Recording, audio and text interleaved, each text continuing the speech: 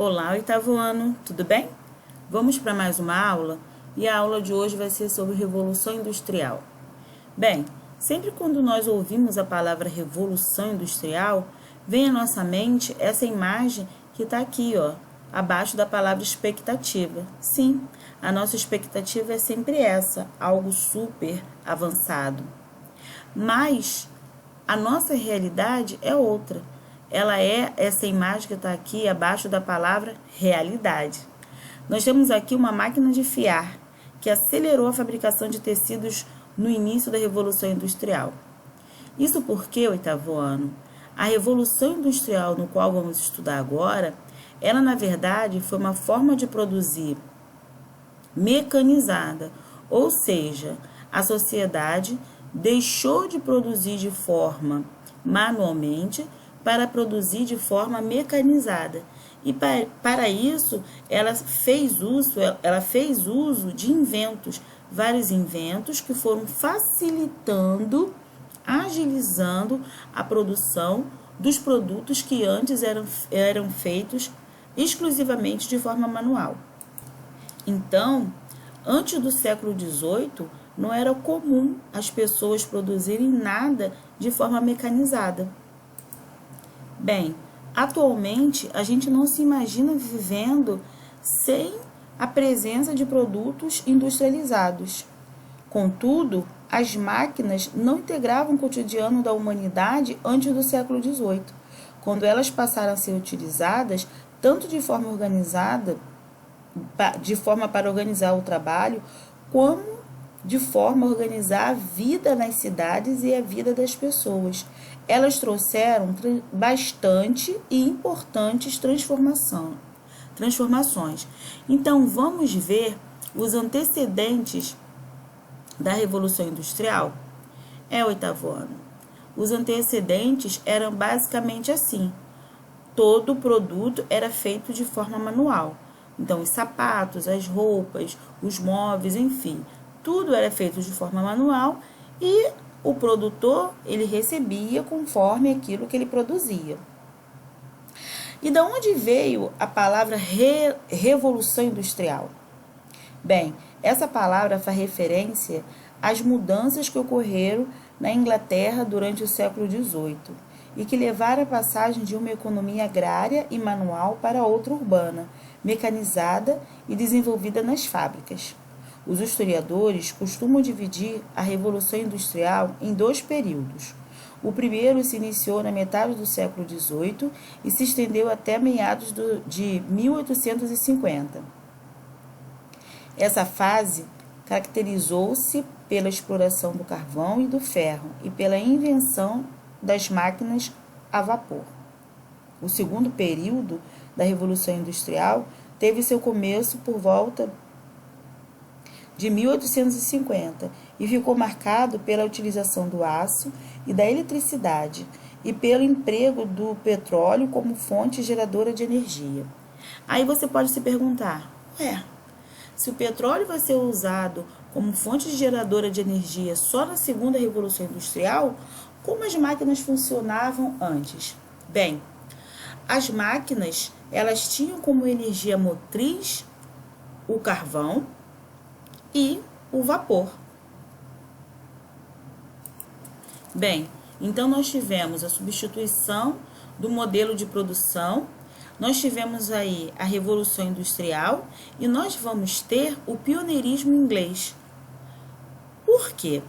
Como eu havia falado, o material necessário para que as máquinas funcionassem era o carvão mineral e o vapor.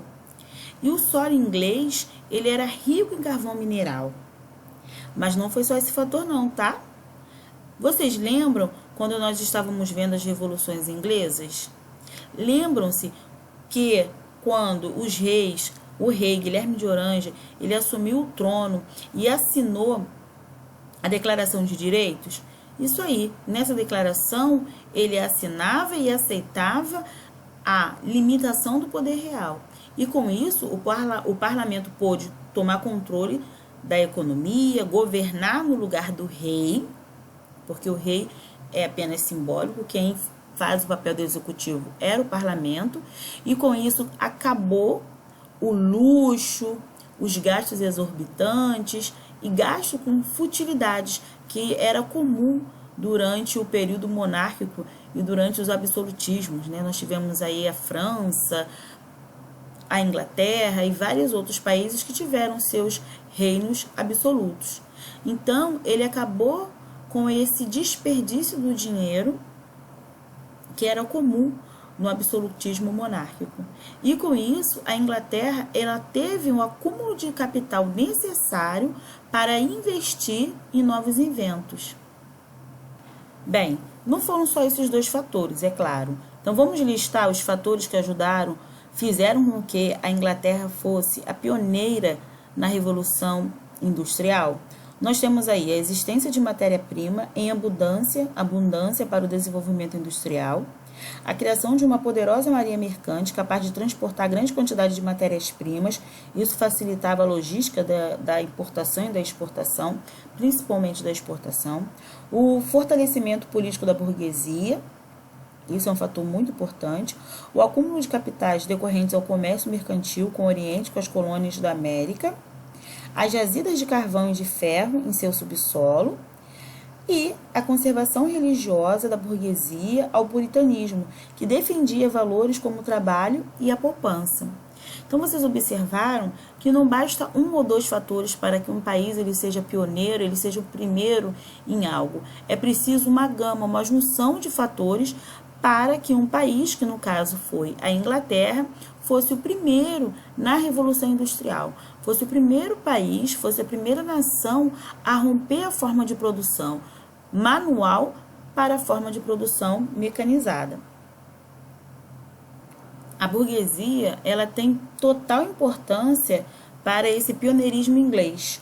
Por quê? Os comerciantes sabiam que poderiam ampliar suas margens de lucro ao buscar os fornecedores que praticavam os menores preços. Esse dinheiro extra obtido por meio dos negócios passou a ser investido no desenvolvimento de formas mais rentáveis de trabalho, gerando o acúmulo de riqueza nas mãos da burguesia. Claro que não era só a burguesia que tinha acúmulo de riqueza. A Inglaterra também tinha o capital acumulado desde o período da Elizabeth I, com a sua grande frota naval. Então, esses fatores vão só sendo somados a esse pioneirismo inglês em relação à Revolução Industrial. E com isso, a Inglaterra vai viver o cenário ideal para mudanças. Uma classe burguesa forte e participativa nas decisões políticas e uma grande quantidade de riquezas. Nesse contexto, havia interesses políticos em modernizar o sistema de produção inglês e condições financeiras para operar essa mudança. Falando em mudança, vamos para a mudança na sociedade inglesa. Bem, a Inglaterra já tinha passado por várias mudanças, começando lá com o cercamento, os enclosures, onde ocorreu o êxodo rural, ou seja, os camponeses que tinham suas terras comunais viram suas terras sendo invadidas, tornando-se terras privadas, para que houvesse a proteção e a produção do rebanho de ovelhas, que a ovelha fornecia matéria-prima, que era a lã, que era a matéria-prima do tecido. Ok. Então, esses camponeses que migraram para as cidades, eles chegaram na cidade e começaram a aceitar qualquer tipo de trabalho, porque eles estavam precisando se sustentar e sustentar suas famílias. Então, a saída desses camponeses foi se tornar a massa de mão de obra disponível para o processo de industrialização. Outro grupo com o mesmo destino foi os artesãos, os membros das antigas corporações de ofícios e guildas, que perderam seu espaço de produção artesanal, ou seja, manual, para as atividades manufatureiras e industriais promovidas pela burguesia. Então, as cidades elas acabaram por absorver toda essa mão de obra, que nós vamos ver que vai ser barata, e que ela vai sustentar, vai ser a base da Revolução Industrial. Nós também vamos ver a mudança de nome, né? Nós vamos ver com o tempo a mudança na sociedade e a mudança das classes sociais. Porque agora, todas as pessoas que vão ser absorvidas pelo trabalho, pela mão de obra na Revolução Industrial, nós vamos chamar de proletariado, porque eles vão receber um salário, ok? Então, proletariado vem do latim de prolabore, ou seja, o trabalho, e os donos dos meios de produção, que basicamente é a burguesia. O que são os meios de produção? São as fábricas, tá? Então, essas fábricas onde vai absorver essa mão de obra barata, elas vão funcionar pautadas em cima da lã, do algodão, do carvão e do ferro. Esses vão ser a base, vão ser a matéria-prima para o avanço da Revolução Industrial. É interessante a gente saber também que até então os tecidos de algodão vinham quase todos da Índia, com preços altíssimos. Como houve um aumento de consumo de tecido em razão do crescimento das cidades, além do interesse de outros reinos em adquirir esse produto, aconteceu um estímulo para que a produção têxtil crescesse na Inglaterra.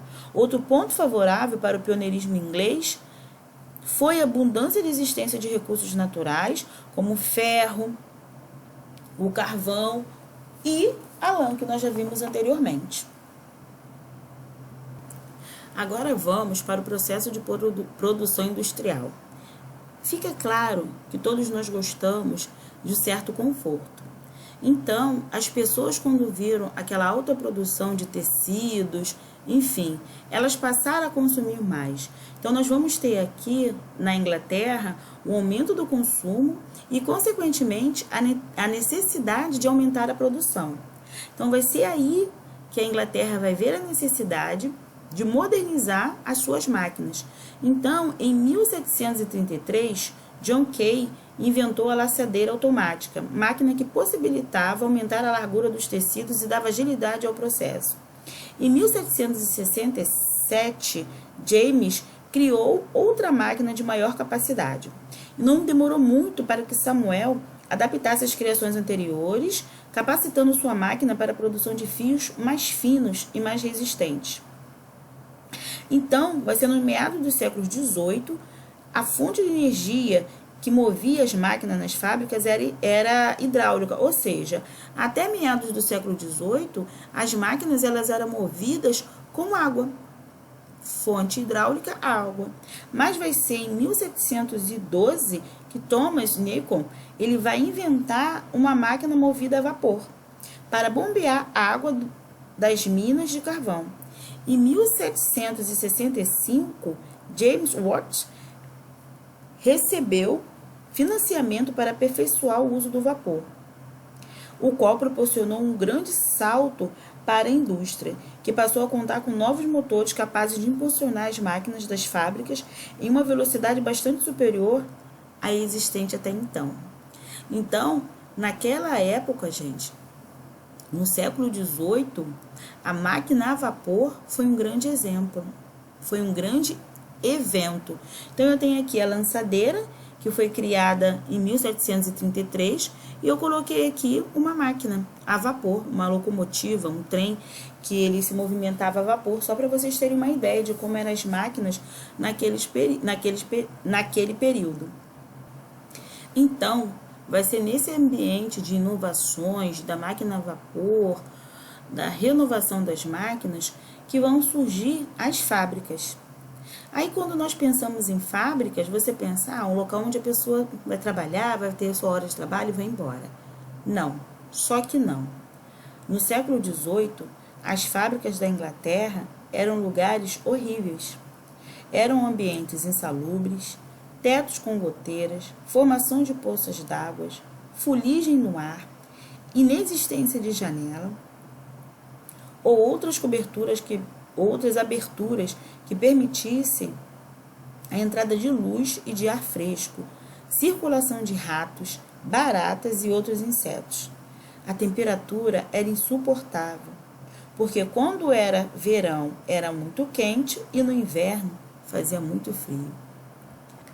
Então, a convivência dentro das fábricas era horrível. Aí você pensa, Se os donos dos meios de produção, eles não têm cuidados com o ser humano, com a mão de obra deles, eles vão ter cuidado com o lixo, com o dejeto fabricado pelas fábricas? Claro que não. Então, aí nós tivemos um avanço na poluição do meio ambiente, pois esses dejetos, esses restos da produção eram simplesmente despejados nos rios. E as chaminés que deixaram a Inglaterra com toda aquela nuvem cinza, elas jogavam aquela fumaça negra para a atmosfera, transformando as imediações das fábricas em lugares tristes e cinzentos. É interessante que quando a gente vê imagens da Inglaterra, principalmente Londres, nós vemos sempre aqueles prédios de tijolinho, sempre com aquele ar mais triste. Sempre quando eu falo sobre isso, sobre a fumaça, sobre a fuligem nas casas, nas pessoas, vem essa imagem na minha mente, né? Esse ar mais triste, provavelmente veio desde lá, da Revolução Industrial. Bem, e os trabalhadores, ou seja, o proletariado, eles tinham que morar próximo nas fábricas em que trabalhavam. Então, foi se formando ao redor das fábricas, ao redor dessa produção industrial, cidades industriais. As cidades não eram tão diferentes das fábricas. As condições de vida daquelas pessoas eram horríveis. Sem sistema de esgoto e com um ainda deficitário fornecimento de água potável, a higiene era rara. Não existia preocupação com a coleta de lixo, que ficava acumulado nas ruas, sendo retirado apenas pela ação das águas das chuvas que levavam para os rios. A presença de animais nas cidades era comum, visto que grande parte dos transportes era movido por tração de animal.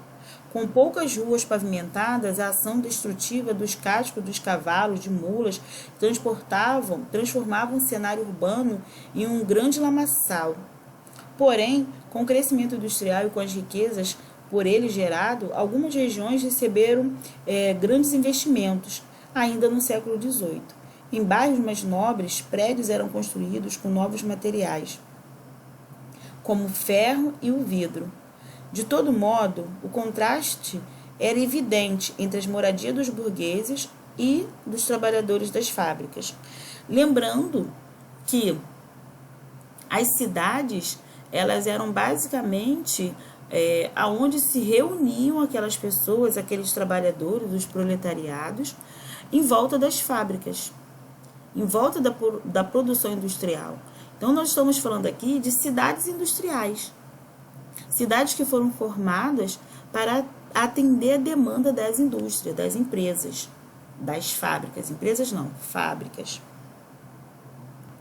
E claro que é nítido de notar a diferença da moradia dos donos dos meios de produção, ou seja, da burguesia, para os proletariados, os trabalhadores da fábrica.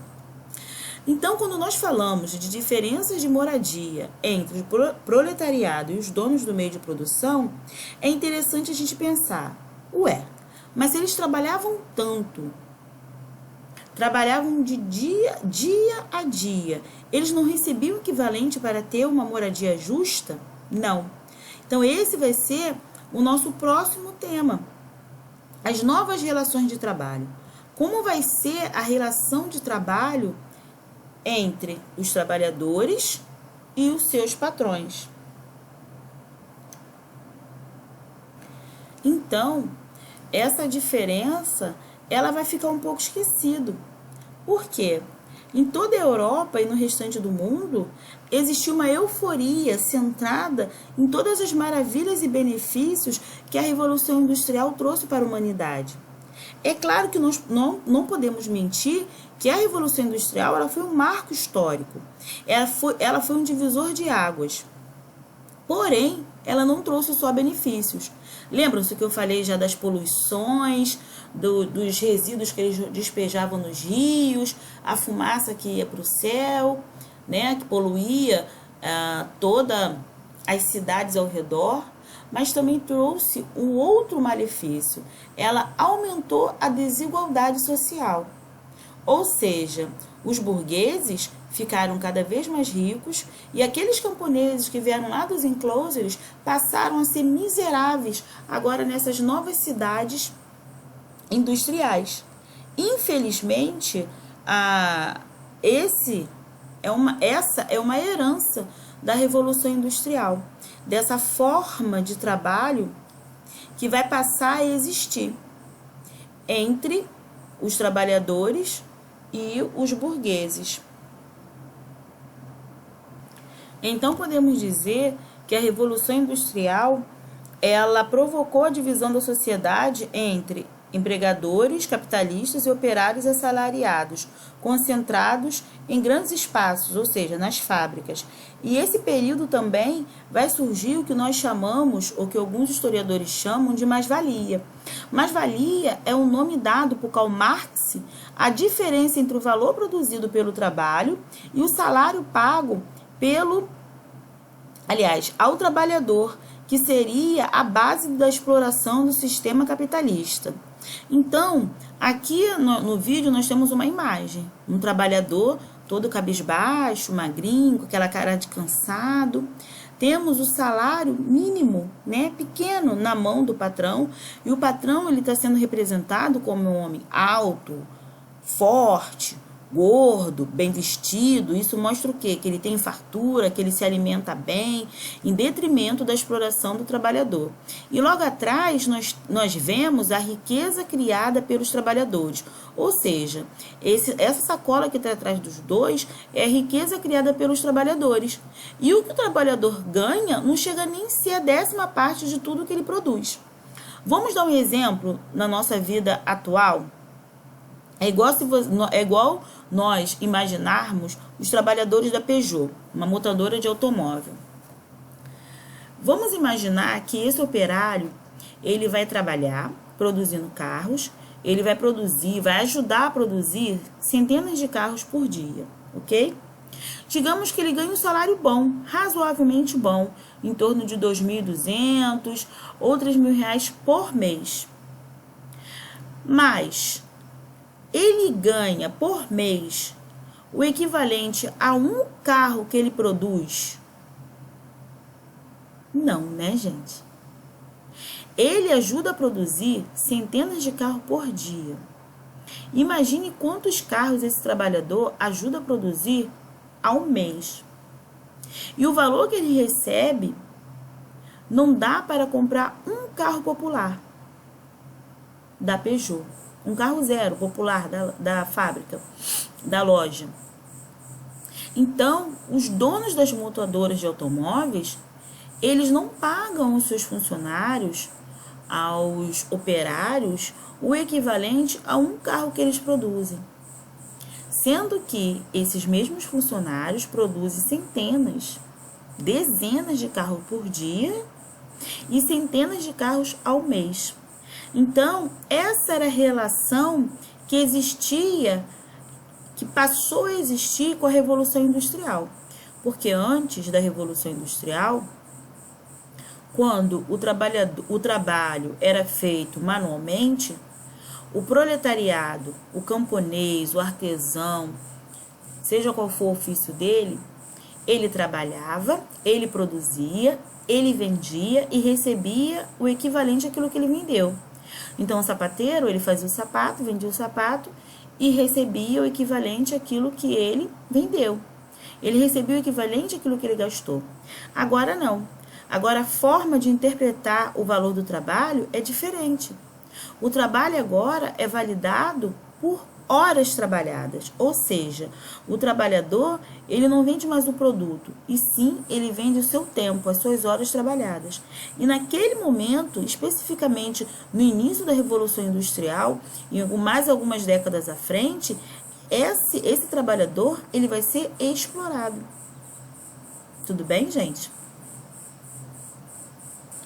Além dessa exploração de trabalho, essa exploração de dinheiro, porque eles recebiam pouco e eles não tinham outra saída, porque pense você, se você não quiser esse salário, vai ter quem queira, porque os camponeses, os artesãos encheram a Inglaterra de mão de obra barata.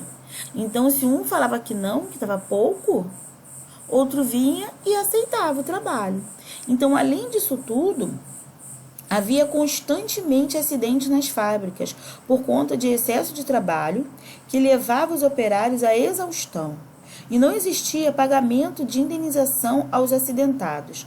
Para evitar a ocorrência de faltas ao trabalho ou irresponsabilidade no ambiente de serviço, muitos patrões instituíram multas ao trabalhador. Gente, multas. Atualmente, os trabalhadores eles conseguiram alguns direitos, conseguiram ter seus direitos garantidos, como 8 horas de trabalho, enfim. Eu vou mostrar para vocês mais à frente como foi essa luta, até eles terem seus direitos assegurados perante a lei, digamos assim. Mas tem um filme que ele retrata, ele ironiza um pouco a Revolução Industrial, toda essa modernidade que aconteceu. O nome desse filme é Tempos Modernos. Eu coloquei ele aqui para vocês e vou deixar vocês assistirem um pedacinho para vocês verem como é feita essa crítica. Essa crítica à Revolução Industrial.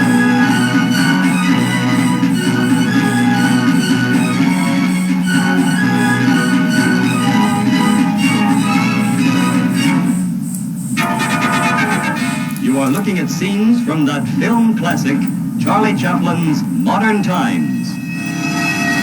Back. Section 5, more speed. Charlie Chaplin. Who else but Charlie Chaplin can make us howl with laughter or move us to tears?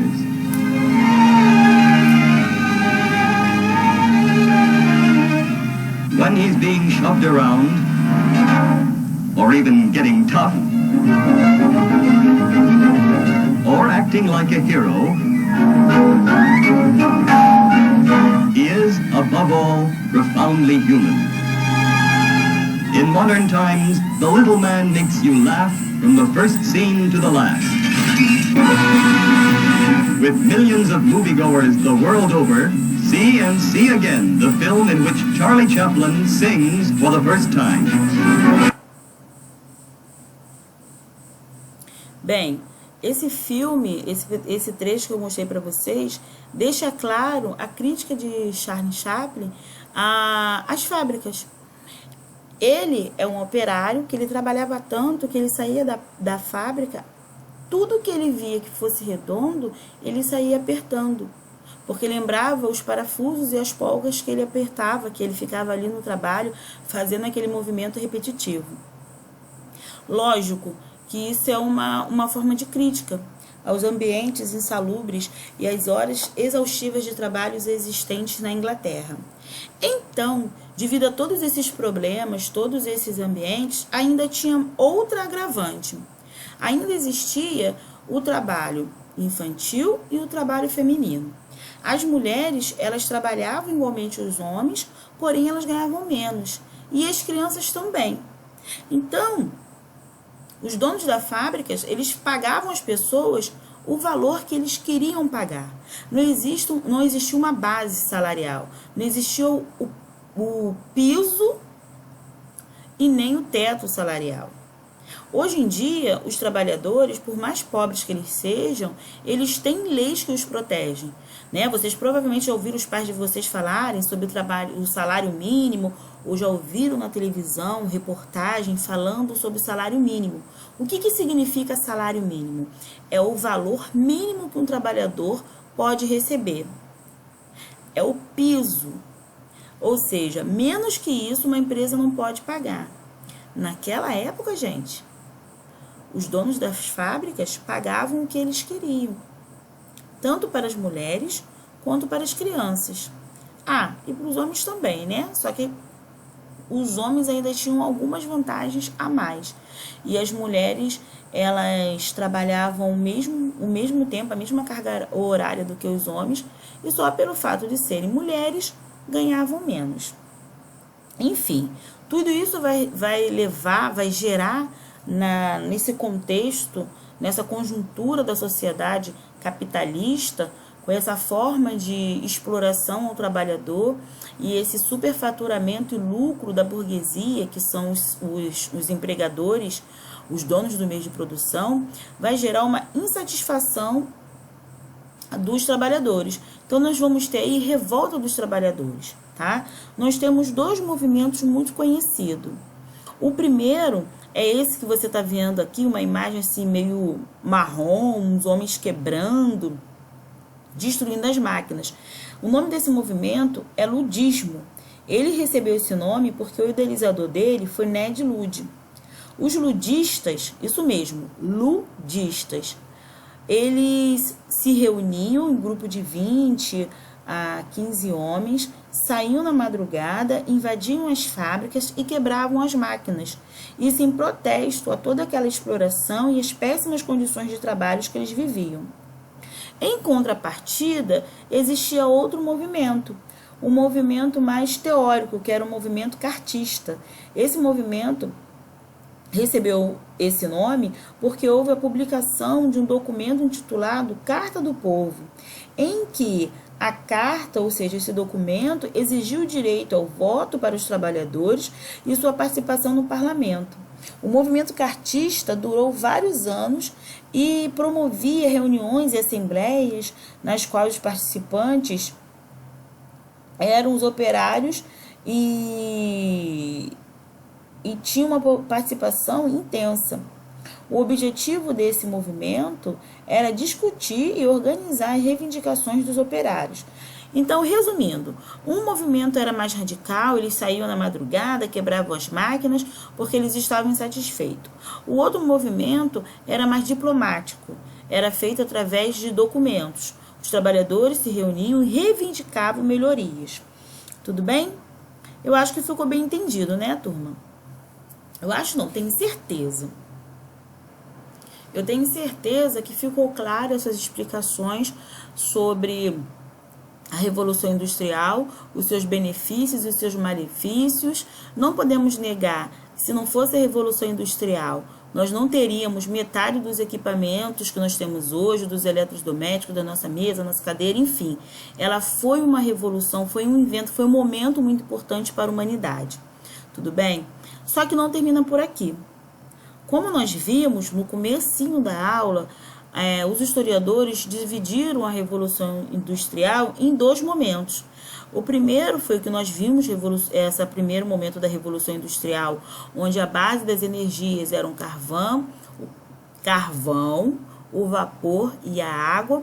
Agora nós vamos ver uma outra fase da Revolução Industrial, ou seja, a segunda Revolução Industrial, onde as bases geradoras de energias das fábricas vão mudar.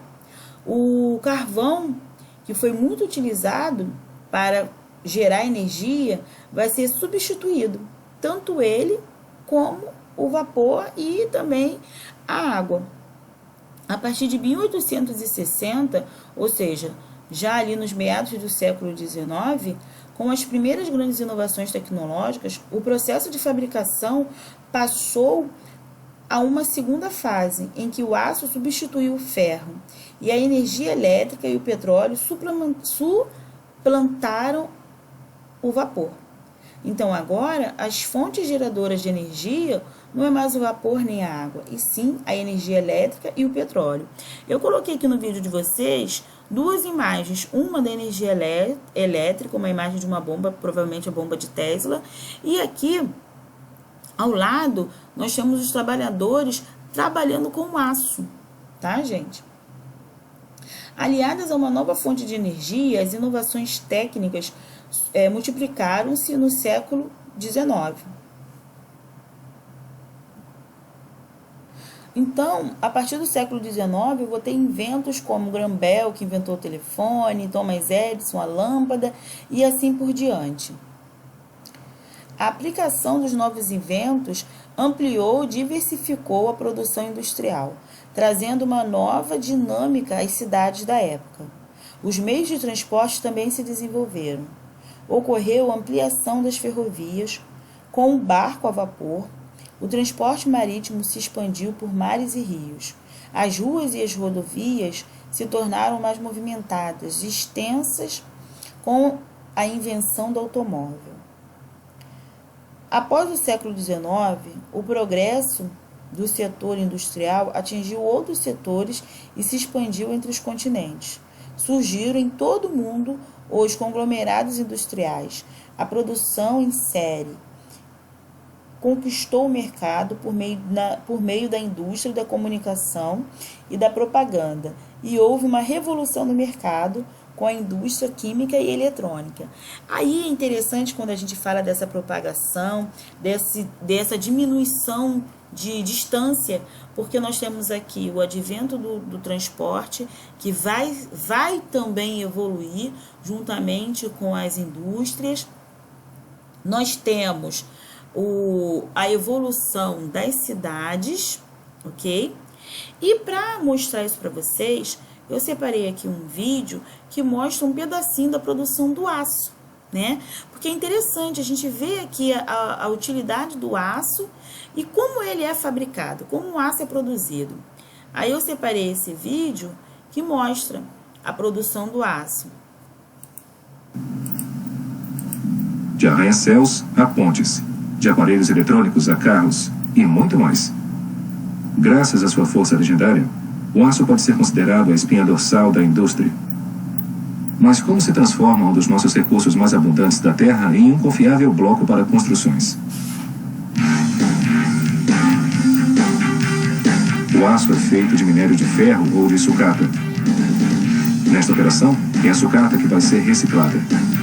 Usando um eletromagneto de 10 toneladas, carrocerias compactas de carros, aparelhos elétricos, latas e outras sucatas de aço são reunidas. Este ímã poderoso é capaz de levantar 5 toneladas de metal. Cerca de 80% destas sucatas serão transformados em barras de aço. Este metal, então, é despejado em um tonel, pesando só ele 32 toneladas. O tonel pode, por incrível que pareça, comportar 60 toneladas de metal que serão transformadas em metal fundido. Esta fornalha chega a temperatura de 1650 graus centígrados, quente bastante para liquefazer qualquer coisa. A fornalha é aquecida por 3 eletrodos e por 4 queimadores de gás natural. O conteúdo do tonel é então despejado na fornalha. As peças de metal entram em contato com o aço liquefeito e o sistema de ventilação retira a fumaça que é produzida.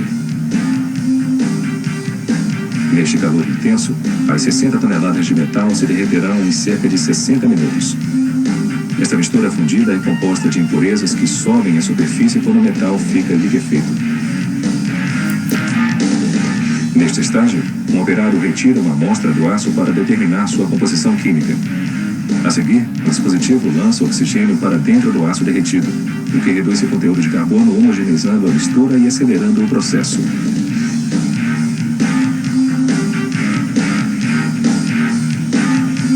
Uma concha é posicionada debaixo da fornalha.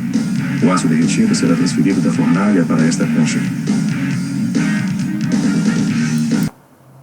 Então, com esse pequeno vídeo deu para vocês entenderem como é feita a produção do aço, já que ele é um dos mais importantes componentes dessa segunda revolução industrial. Queridos, terminamos assim o capítulo sobre a revolução industrial. Eu quero que vocês façam os exercícios da página 48 e 49. Fiquem com Deus, se cuidem e até a próxima.